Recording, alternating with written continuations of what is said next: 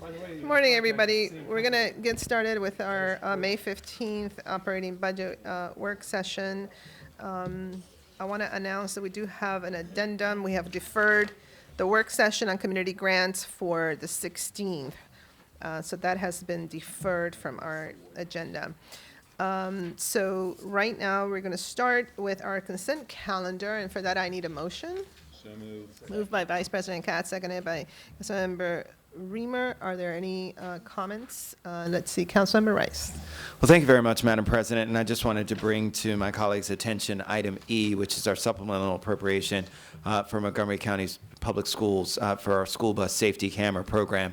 Again, this is a program that unfortunately has received some criticism from some of our residents, but I can't tell you, and we've seen most recently a young child was hit less than a month ago that was crossing the street going to a school bus. We see how fragile these moments in time are where cars decide that they're going to pass a school bus. And so I think that based on your conversation with me, Madam President, we also need to make sure that as a part of this program, we continue a robust outreach to make sure that our community is aware about the rules regarding passing a school bus.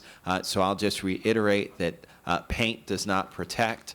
And so anyone, if you see striping on the road, that does not mean that therefore you can pass the school bus. Only when there's an actual physical median and you're traveling on the opposite side in the opposite direction can you pass a school bus with its stop arm extended. But I will tell you, and I've seen it firsthand, cars that are more cautious, the amount of time that it takes for those children to quickly load the bus, oftentimes 30 seconds, 45 seconds at most, it's worthwhile to stop anyway, even if you don't have to, just to be safe.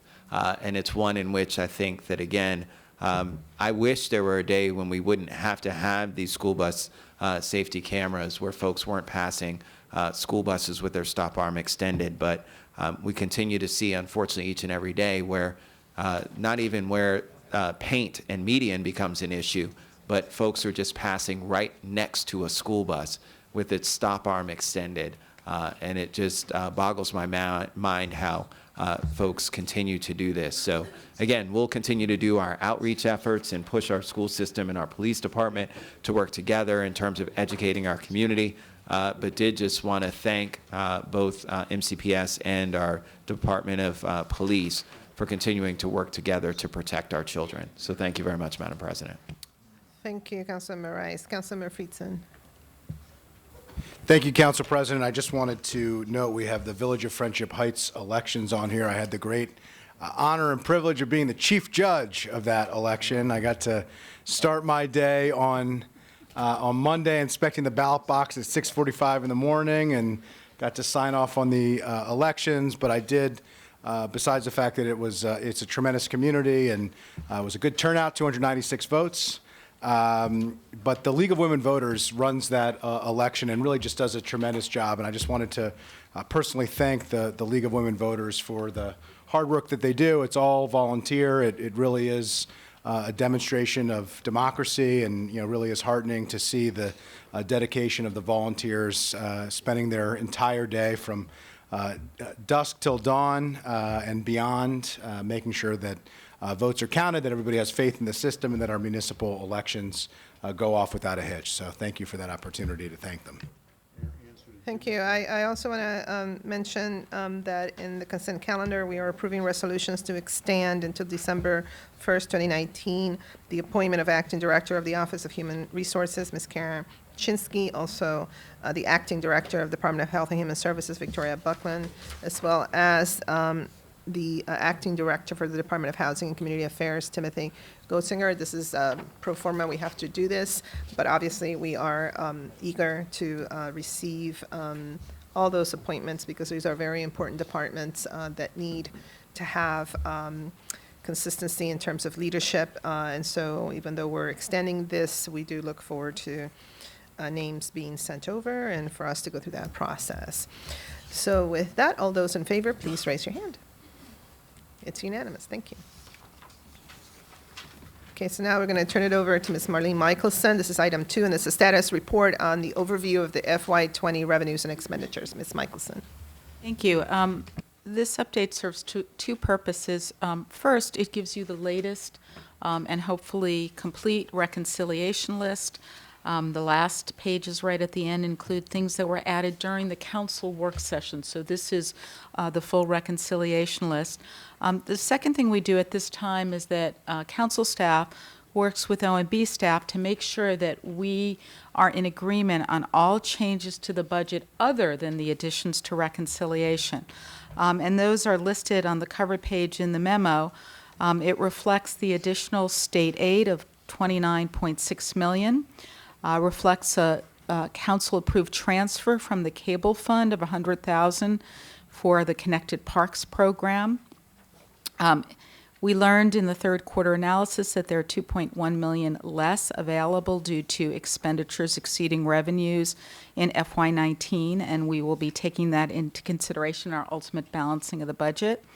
There is an increase in the tax-supported appropriation for MCPS of $30.5 million, and that includes both the state aid and the additional amount that the council has provided, agreed with the executive to provide, including a $5 million addition and $1.1 million on early childhood. There is an increase to the MNC PPC budget of $331,000. That is both the Connected Parks program we just mentioned, $100,000, and $231 for bi-county, which you agreed to at your meeting with Prince George's County. Number 6, the council has approved $9.6 million in total reductions.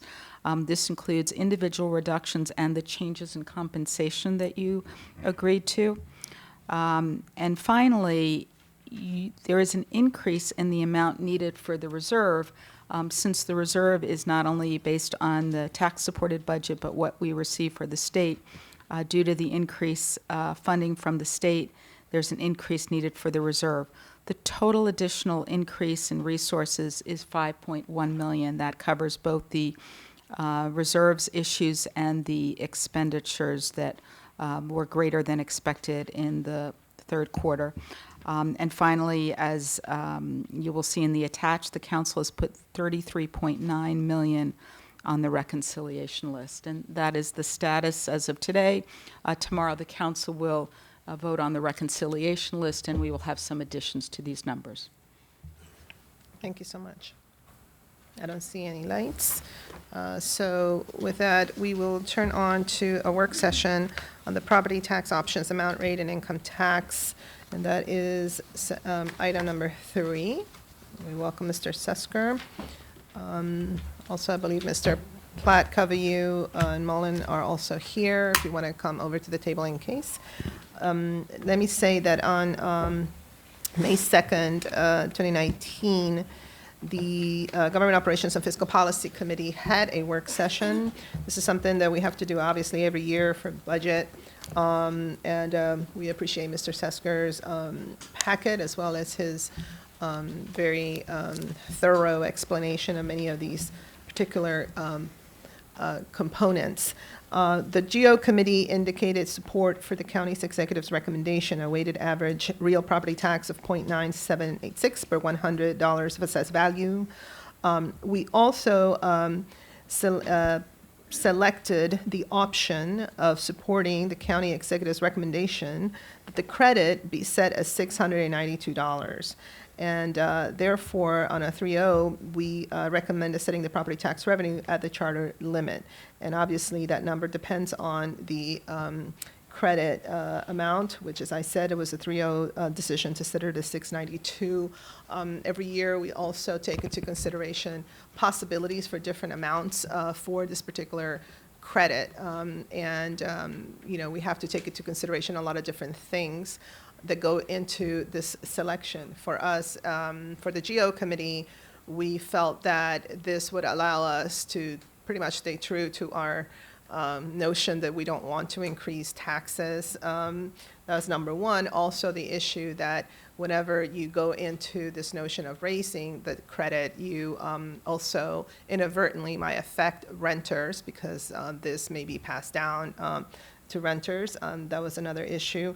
We also did discuss the fact that we have all said and committed to having a much more robust and comprehensive discussion after budget with regards to many fiscal policies that we have all rallied behind for a number of years, and now we want to take a step back and just do a quick and thorough, I would say, revision and reanalysis of many of these fiscal policies. Some of them have to do with targets. So, for example, as we reach our 10% goal for the reserves, what does that mean going forward?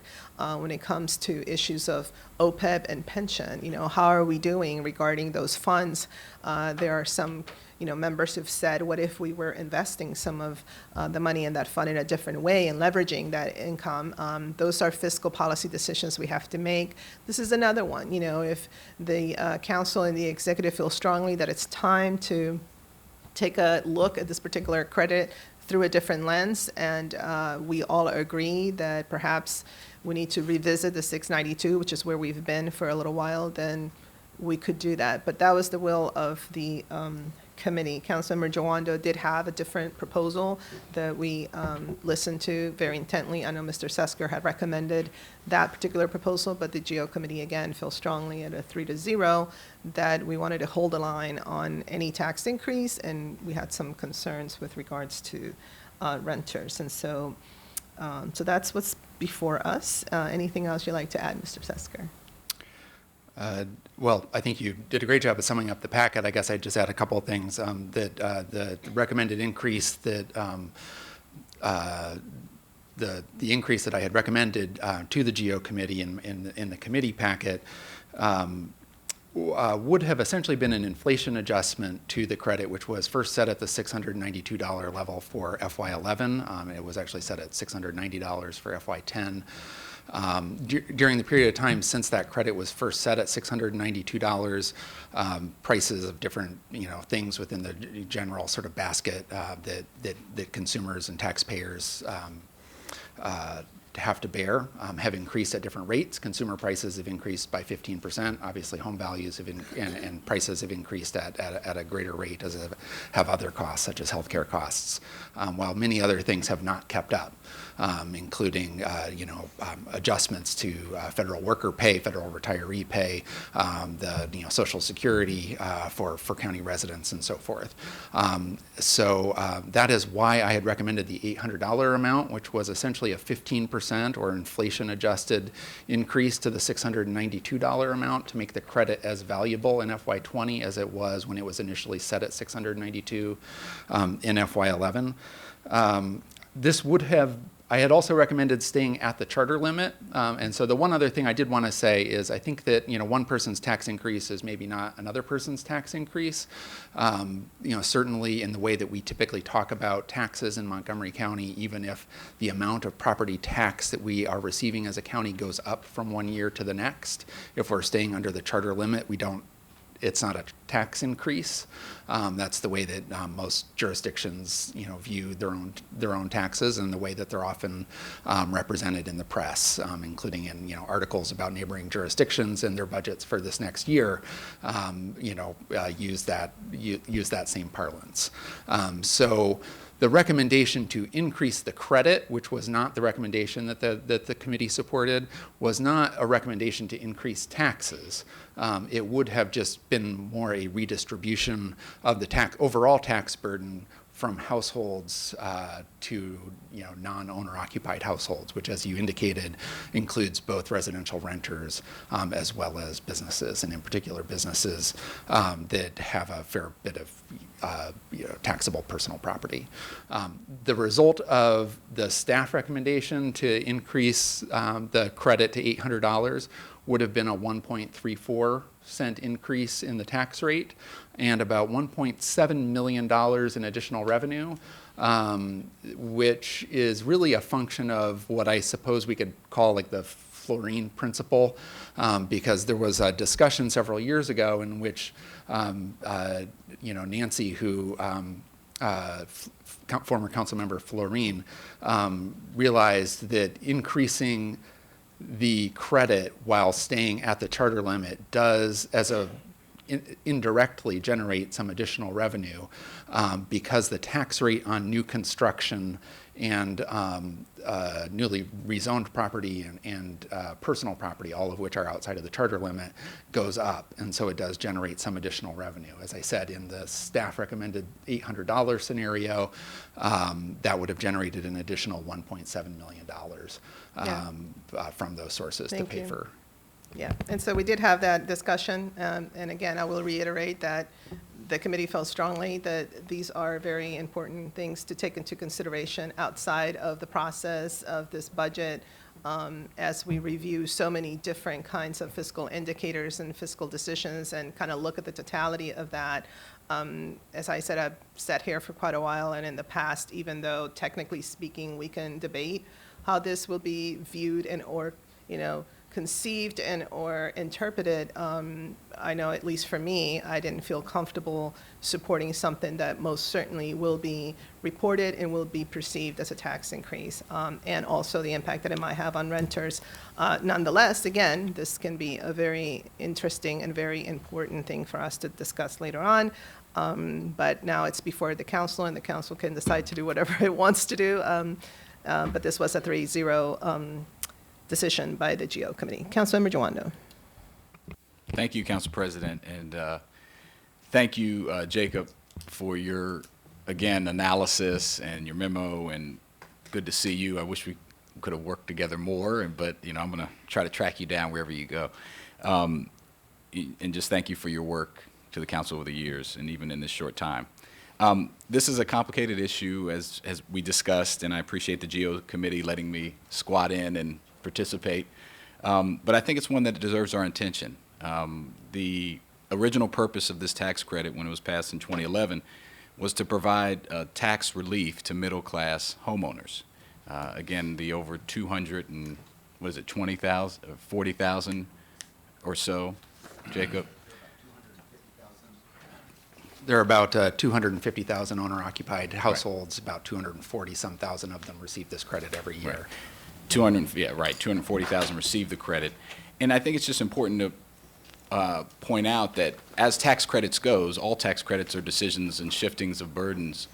This is one that helps the largest amount of people, homeowners, a large amount of the people that live in Montgomery County, and it does so in a progressive way. The tax credit will mean more for the person who owns $250,000 home, which by no means is someone who's raking in the cash, the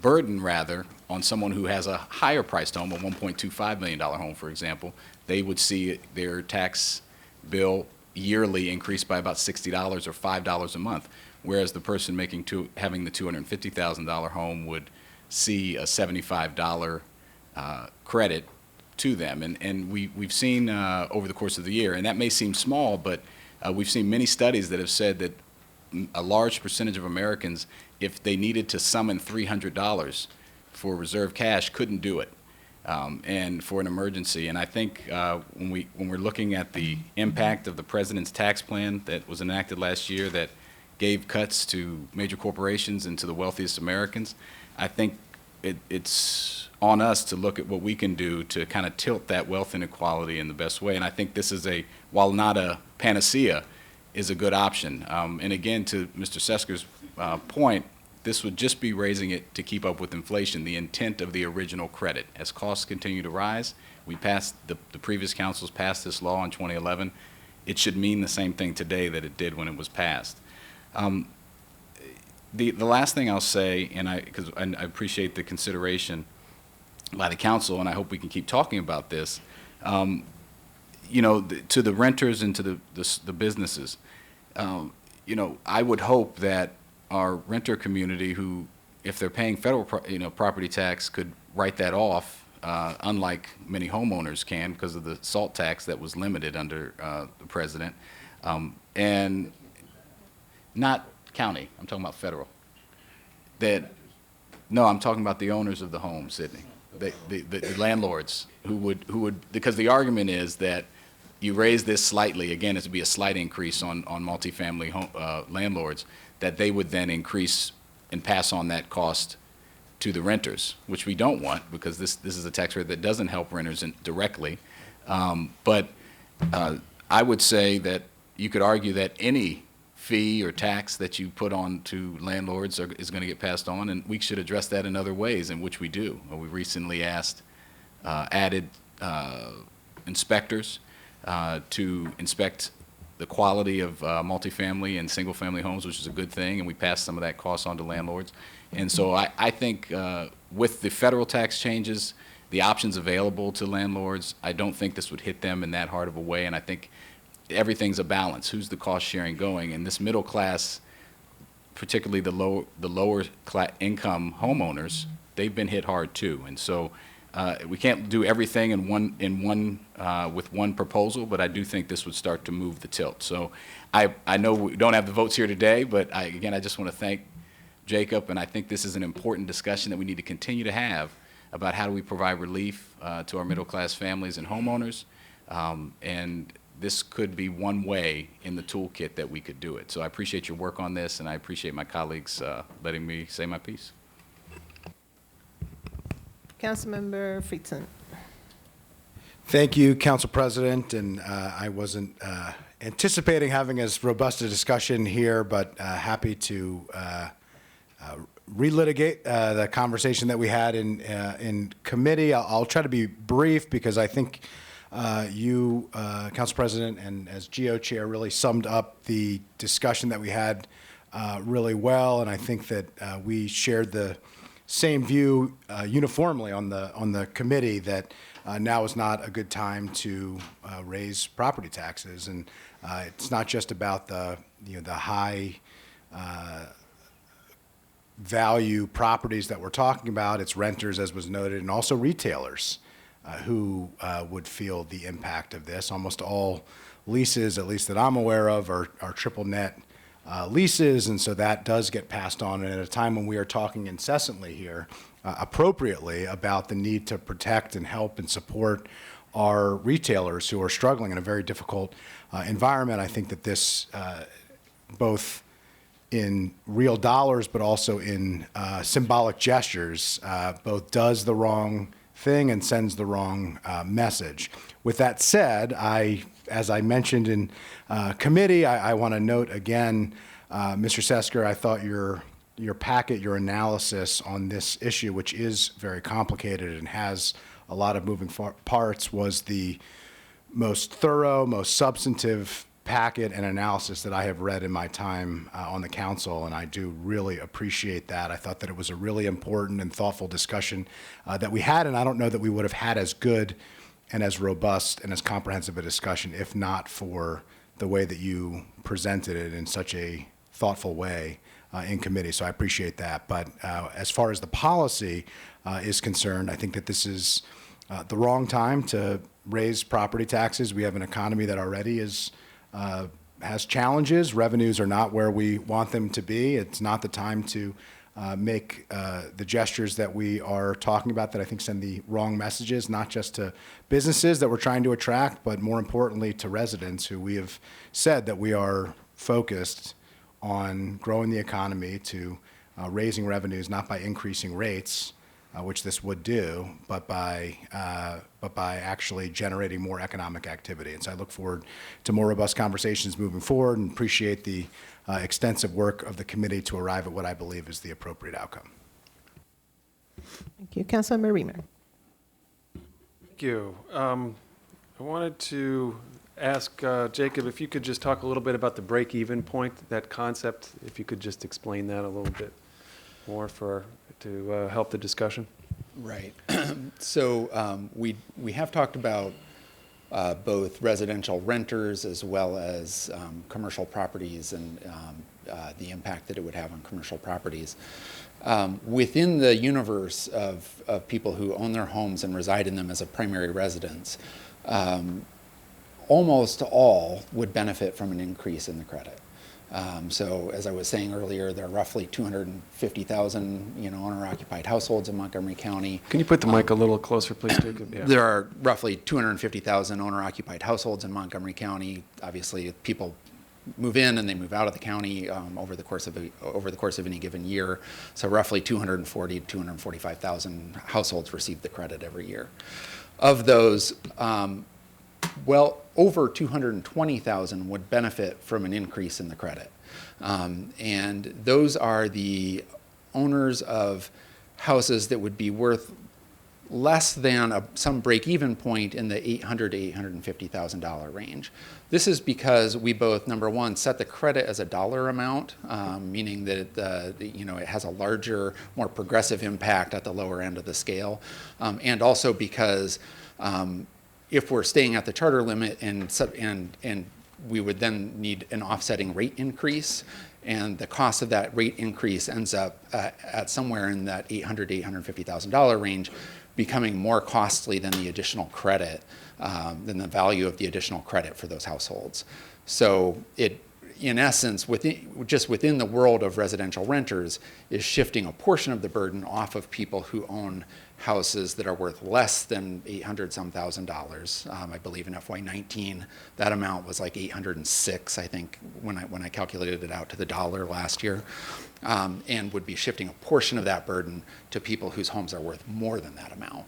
So obviously, the farther away you get from that break-even point, the bigger the impact would be. So it would be the greatest benefit for people with $250,000 houses, let's say. Or I think condos might be the condos. better way to say that, because there's not a lot of $250,000 houses, but there are a lot of $250,000 condos in the county. Right, or townhouses. And Townhomes, yeah. and the cost would be the greatest for the people who live in, $2 million houses or greater. They would be seeing a much larger increase in their tax bill than people who own, say, a $900,000 house, who might only see a $1 increase. And so you said that there are 240,000 owner-occupied houses, is that the number? And you said about 220,000 would receive tax relief? Right, yeah. Together, when you Increasing add it the all credit together? would result in lower tax bills for, 88+% of Montgomery County owner-occupied households. Right. Okay. Well, I have supported this change for many years, and I continue to support it. I want to thank you for the packet also. Also, one of the best packets I've seen, really, I think, establishes a record for us to draw from. And it's perfectly consistent with the thoroughness of your work on so many issues. Think of tax duplication as another one, where you have dived so deep and found historical documents and helped really just clarify issues in a way that hadn't been done in maybe generations.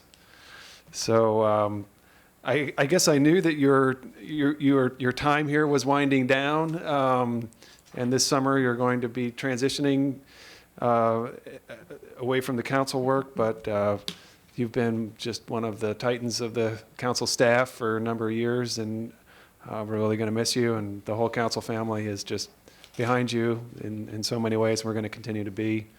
And so thank you for your incredible work here, Jacob. Thank you. Councilmember Katz. Thank you very much. And Jacob, it is good to see you, and thank you for all of your help on this and many other topics. Maybe we'll have you come back for that tax duplication. That seems to be something that seems to be dragging on for longer than an hour. I'm pretty sure I'm busy that week, but You're pretty busy. You're busy for that century. But anyhow, yeah. Yeah, that's exactly. Well, we're going to work on that one and continue to work on that one. But, this is one of those interesting topics, as has been pointed out by people in the GO committee a couple times today. We had that discussion, and it was robust, to say the extreme least, and we appreciate that. But it's one of these deals, if you raise a credit, who are you helping and who are you not? And because we're going to shift dollars, and you had the $850,000 home, but in many cases, and of course we are concerned about the renters, we are concerned about commercial, especially at a time when economic development is, to say it nicely, really has its difficulties. And many times when you do that, you're also hurting small businesses because there's no question that commercial, in most cases, their leases say that they're going to pay the taxes. But beyond all of that, we're also hurting senior citizens in some cases. There are people who bought their homes at a much lower price, and because of assessments, because of time, they didn't change that much. I mean, they kept their houses up, but they didn't change that much. Their homes are now worth much more than what they paid for them, but they're using them at the same price as what they bought them for. In other words, I've had many people say, I could not afford to sell my home and buy it back again. They don't have that type of income. And I think that is something that gets lost in this shuffle, that we need to realize that if we want, and we do, our senior residents to age in place, and we need to look at how we can help them do that, and to a greater degree. But if we want them to age in place, then we have to make certain that the assessments that they have on their home are not such that they can't afford to be there. It's not because of them that the assessments went up. It's because of everything around them. And so, anyhow, I certainly agree with the GO. I voted for the GO committee when I was at that committee meeting. I certainly intend to do that today. And I do believe we need to have a good conversation, as been stated, on the entire system that we're going through. But this is certainly not the time to change this. Thank you. Thank you. So I know, Mr. Sesker, that we're going to have an opportunity to celebrate all of your extraordinary contributions on the council, so I'm not going to go through all of that right now and roast you in any possible way. I'll make sure that we have arepas at that particular event. Nonetheless, I do want to thank you for always, as usual, not surprised of your extraordinary packet and all of the analysis that you have brought forth. So with that, we do have a GO committee recommendation 3-0. So all those in favor, please raise your hand. And that is unanimous. Okay, thank you so much. All right, so now we are on to item number 5, and this is the resolution to establish FY20 solid waste service charges. D&E committee recommends approval with amendments. Let's see, Councilmember Hooker. I think this is your item, number 5. Yes, ma'am. Yes, Yes, sir. is here. Okay. This would be the solid waste service charges. As you all know, in accordance with Section 48(8)(a)(b)(2)(a) of the County Code, the county executive establishes by regulation the estimated amount of solid waste generated by county household. Estimates of solid waste generation are necessary to calculate the single-family residential and multifamily residential base and incremental system benefit charges. The system benefit charge is assumed in the executive's FY20 recommended budget for DEP, Division of Solid Waste Services, and in the council's approval of the FY20 Solid Waste Services budget on May 9th are based on an estimated annual generation of 1.7678 tons of solid waste, that's a lot, per single-family residence, and nearly a ton of solid waste per multifamily residence. Executive Regulation 218, which is on circles 2 through 8 of your packets, establishes identical solid waste generation estimates. An approval resolution is attached right at circle 1. So, Mr. Levchenko, any elaboration? Yeah, just wanted to note the council, as part of its consent action, approved the waste generation regulation that you were speaking to.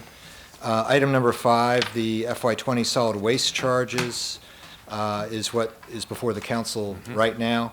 And as the committee discussed on April 29th and then the council more briefly last week, the solid waste charges for residential, both multifamily and single-family, are increasing this year, and that's a reflection of the increased collection costs that the county has experienced over the last couple of years.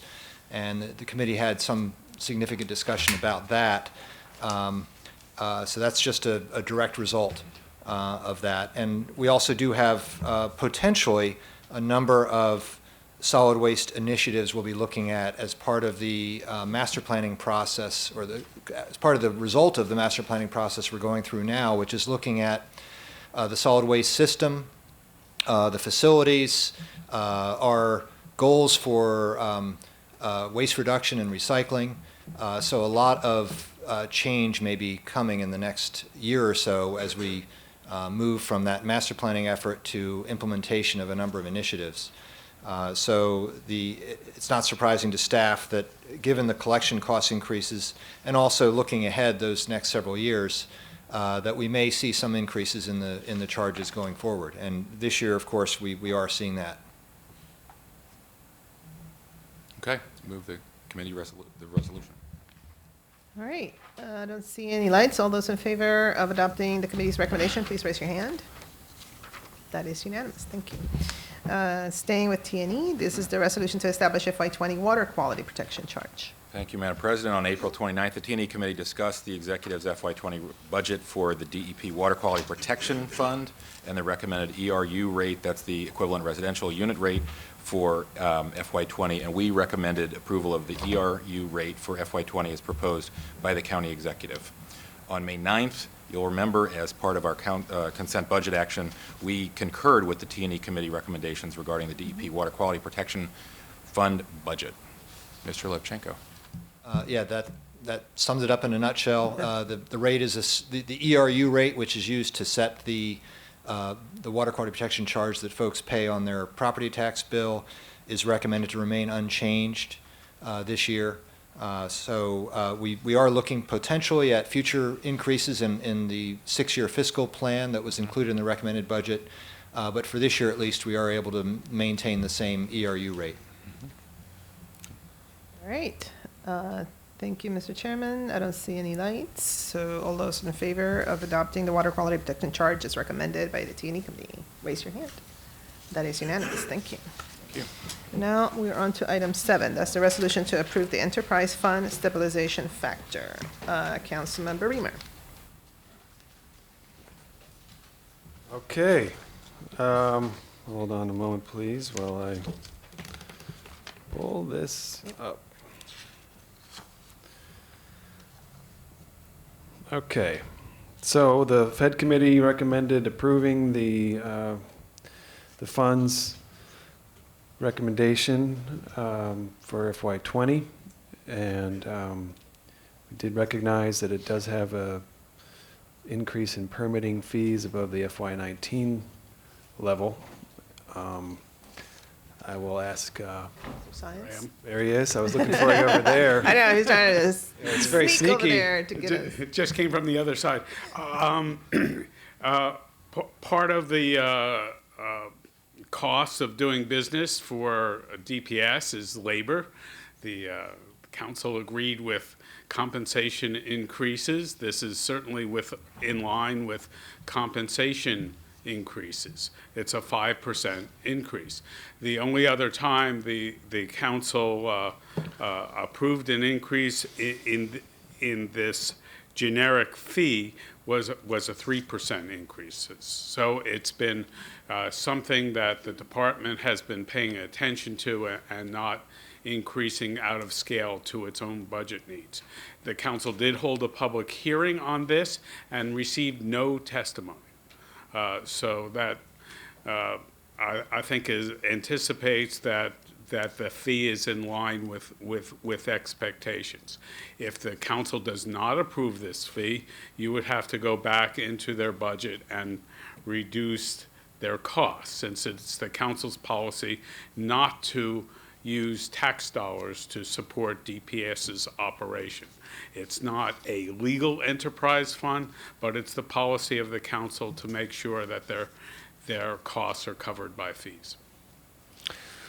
Good. Well, thank you. This is an example of where we're funding, where we have funds that are sort of self-supporting, then we have to potentially raise the fees to match the compensation increases. This also happened in the parking lot districts.